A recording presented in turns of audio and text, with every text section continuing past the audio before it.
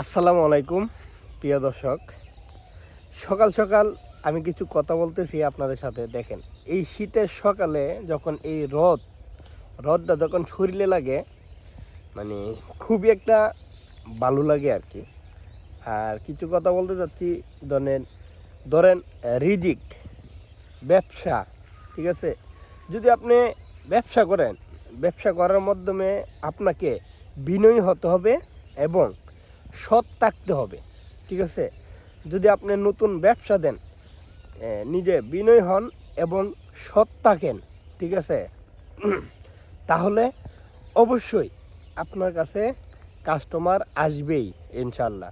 তবে মানুষের সাথে ভালো ব্যবহার করতে হবে, ভালো আচরণ করতে হবে, ঠিক আছে।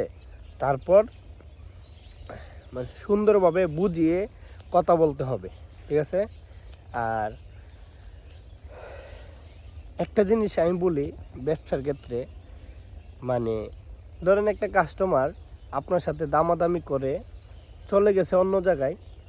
যদি এই কাস্টমারের কাছে আপনি মালটা বিক্রি করার মানে ধরেন বিক্রি করবেন, তো দামাদামি হইলো, কাস্টমারটা চলে গেল, মানে তাহলে আপনার রিজিকের নাই। যদি আবার 2-3টা দোকান ঘুরে এসে আবার আপনার কাছ থেকেই নেই, তাহলে মনে করবেন এই রিজিকটা আপনারই ছিল। আপনার রিজিক কেউ মারতে পারবে না, ঠিক আছে। এটাই কিন্তু বাস্তব। তবে এই জন্যই বললি যে কারো রিজিক কেউ মারতে পারে না, যদি আল্লাহ তাআলা রিজিক আপনার লেখে থাকে, ঠিক আছে। যাই হোক, সকাল সকাল রোদ্রের মধ্যে, শীতের দিন, খুবই ভালো লাগতেছে। এই যে দেখেন, এই জমির মধ্যে দাঁড়িয়ে আছি, এই যে দেখছেন এগুলোতে ধান, মানে ধানের চারা চাষ করা হবে আর কি, মানে ধান লাগানো হবে, ঠিক আছে।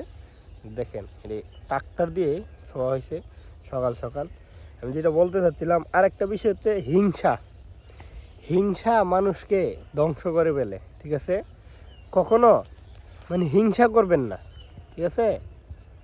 তো হিংসা করবেন, তো এই হিংসার মাধ্যমে নিজে জৈল্যপুরা চাই হয়ে যাবেন, ঠিক আছে। ধন্যবাদ।